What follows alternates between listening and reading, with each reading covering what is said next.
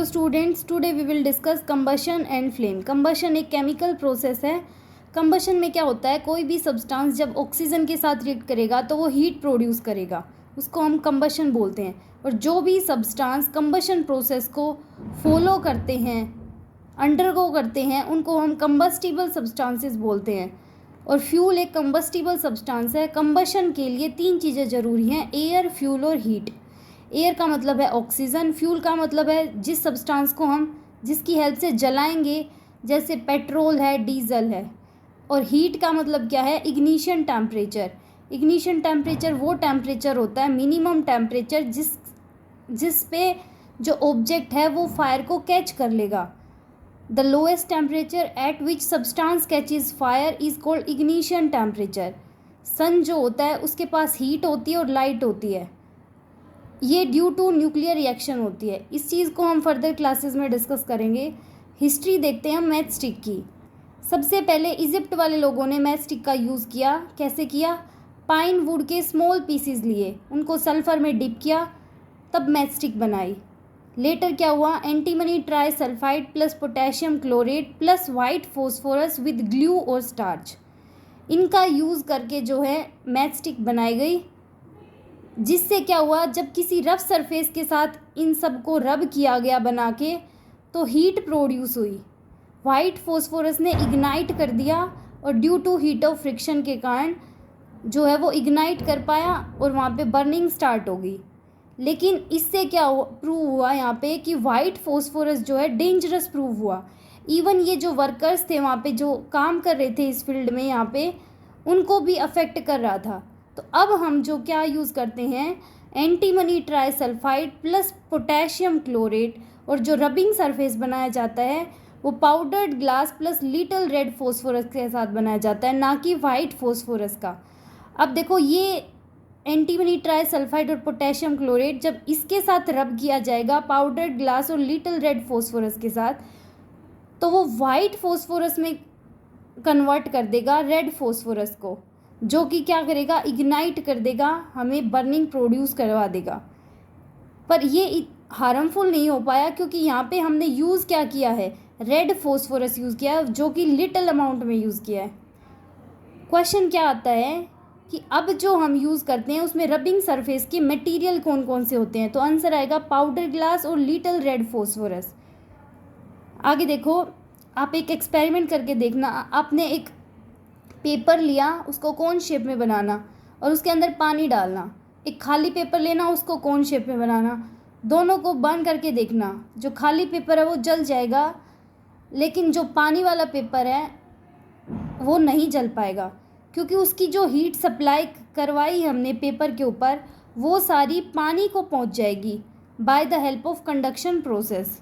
इससे क्या होगा, जो इग्निशन टेम्परेचर है पेपर का वो नहीं पहुंच पाएगा। इग्निशन टेम्परेचर वो टेम्परेचर होता है जिस पे जो सब्सटेंस है वो बर्न करना स्टार्ट करता है। तो जब वही नहीं मिलेगा तो सब्सटेंस बर्न नहीं कर पाएगा। इसीलिए जो पानी वाला जो पेपर था वो नहीं बर्न कर पाएगा, और जो नॉर्मल पेपर था, खाली पेपर था, वो बर्न कर जाएगा। आगे देखो, जब किसी भी सब्सटेंस के पास लो इग्निशन टेम्परेचर है और वो जल्दी फायर कैच कर पा रहा है, इसका मतलब है सब्सटेंसेस जो हैं वो इनफ्लेमेबल सब्सटेंसेस हैं। जैसे पेट्रोल है, अल्कोहल है, एलपीजी है, ये क्या हैं, इनफ्लेमेबल सब्सटेंसेस हैं। इनफ्लेमेबल, ये हाईली इनफ्लेमेबल सब्सटेंसेस हैं, तुरंत आग लग जाती है इनमें। जो क्लोरीन गैस होती है वो फॉस्फोरस के कंबशन में सपोर्ट करती है। How do we control fire, हम आग को कैसे बुझा सकते हैं। अब देखो, पानी की हेल्प से बुझाते हैं, लेकिन पानी की हेल्प से हम कहाँ कहाँ बुझा सकते हैं, जैसे लकड़ी है या फिर पेपर पे लगी है, वहाँ पे हम पानी का यूज़ कर पाएंगे। लेकिन जो इलेक्ट्रिकल इक्विपमेंट हैं, जो बिजली की चीज़ें हैं, वहाँ पे हम पानी का यूज़ नहीं कर पाएंगे, क्योंकि वाटर क्या होता है, गुड कंडक्टर ऑफ इलेक्ट्रिसिटी है। तो वहाँ पे क्या होगा, इलेक्ट्रिसिटी प्रोड्यूस हो जाएगी, तो पानी का यूज़ नहीं कर पाएंगे वहाँ पे।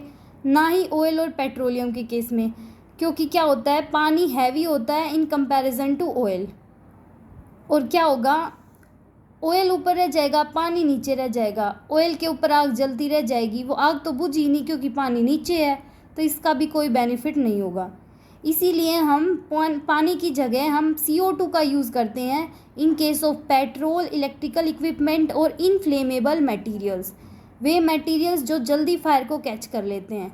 क्यों करते हैं हम? क्योंकि CO2 कैसी होती है, हैवियर होती है देन ऑक्सीजन, जो कि एक ब्लैंकेट बना लेती है ऑक्सीजन के सराउंड में, और जिससे क्या होगा कि ऑक्सीजन की जो सप्लाई है वो कट ऑफ हो जाएगी और आग जो है वो बुझ जाएगी।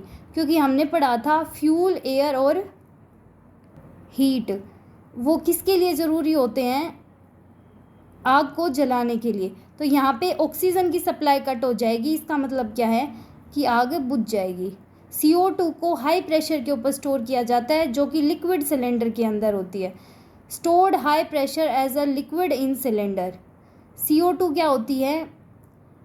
टेम्परेचर जो होता है फ्यूल का, जो बर्न हो रहा है उसके टेम्परेचर को कम कर देती है, लो कर देती है।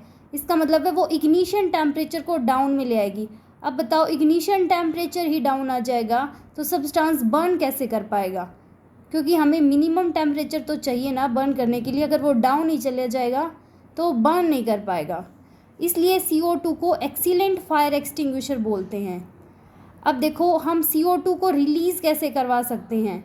सोडियम बाइकार्बोनेट या फिर पोटेशियम बाइकार्बोनेट के पाउडर को अगर हम आग के पास लेके जाएं तो वो CO2 रिलीज़ करते हैं। आगे देखो, टाइप ऑफ कंबशन। 3 टाइप हैं, रैपिड, स्पॉन्टेनियस, एक्सप्लोजन। रैपिड में क्या होता है? तुरंत एक्शन शो करना। जैसे हम क्या करते हैं, जो गैस स्टोव होता है उसके पास लाइटर लेके जाएंगे तो क्या होगा? तुरंत आग लग जाती है ना, तुरंत बर्न हो जाती है गैस। तो वो किसका एग्जाम्पल है? रैपिड कंबशन का। और वो ब्लू शो करती है, देखा होगा आपने, तो वो कंप्लीट कंबशन शो करती है। आगे देखो, स्पॉन्टेनियस कंबशन। स्पॉन्टेनियस का क्या मतलब है? बिना किसी एक्सटर्नल फैक्टर के आग लग जाना। जैसे फॉरेस्ट फायर होती है, फॉस्फोरस का जलना भी क्या है? एक स्पॉन्टेनियस कंबशन का एग्जाम्पल है, क्योंकि वो रूम टेम्परेचर के ऊपर भी बर्न कर जाता है। कोयले की खानों के अंदर जो आग लगती है due to high temperature, high pressure के कारण वो सब होता है, लेकिन वो हम प्रोवाइड नहीं करवाते, वो बिना किसी एक्सटर्नल फैक्टर के वो हो जाता है। अब एक्सप्लोजन कंबशन। एक्सप्लोजन कंबशन का एग्जांपल है, जैसे हम क्रैकर छोड़ते हैं, इग्नाइट करते हैं, तो उनमें से हीट, लाइट और साउंड भी प्रोड्यूस हो जिस कंबशन में, उनको बोलते हैं हम एक्सप्लोजन कंबशन। आगे आएगा फ्लेम। चैप्टर का नाम ही था कंबशन और फ्लेम। फ्लेम क्या होते हैं? वो सब्सटेंस जो वेपराइज हो जाएं बर्निंग के टाइम पे, वो क्या देंगे? फ्लेम देंगे। अब सभी सब्सटेंसेस फ्लेम प्रोड्यूस नहीं करते। जैसे कैरोसिन ऑयल है, मोल्टन वैक्स है, ये फ्लेम प्रोड्यूस करेंगे। चारकोल है, कोयल है, ये फ्लेम प्रोड्यूस नहीं करते। तो फ्लेम कौन प्रोड्यूस करता है? जो सब्सटेंस वेपराइज हो जाएंगे बर्निंग के टाइम पे, और वो क्या देंगे? फ्लेम प्रोड्यूस करेंगे। आगे हम डिफरेंट जोन्स को डिस्कस करेंगे। देखो, यहाँ पे 3 जोन प्रेजेंट होते हैं, आउटर जोन, मिडल जोन और इनर जोन। आउटर जोन जो होता है वो हॉटेस्ट पार्ट होता है, जो कि ब्लू कलर से शो होता है। आपने देखा होगा घर में जब कई बार बर्तन ब्लैक होने शुरू हो जाते हैं और कई बार बिल्कुल सही रहता है, तो अगर वो सही रह रहा है इसका मतलब वो आउटर जोन में उसको हीट सही मिल पा रही है, वहाँ पे फ्यूल जो है वो कम्प्लीटली बर्न हो पा रहा है। और मिडल जोन में क्या होता है? जब मिडल जोन का केस आ जाएगा ना, तो अनबर्न पार्टिकल्स शो होने शुरू हो जाएंगे ऑब्जेक्ट के ऊपर। जब ब्लैकनेस शुरू होगी उसका मतलब है कि जो फ्यूल है वो कम्प्लीटली बर्न नहीं हो पा रहा है। और मिडल जोन येलो फ्लेम में दिखेगा हमें, और इसको हम ल्यूमिनियस जोन बोलते हैं। और जो आउटर जोन था उसको हम नॉन ल्यूमिनियस जोन बोलते हैं। जब इसको बर्न करवाया, जब भी ऑब्जेक्ट आउटर जोन में होगा तो वो CO2 और वाटर वेपर को रिलीज़ करता है।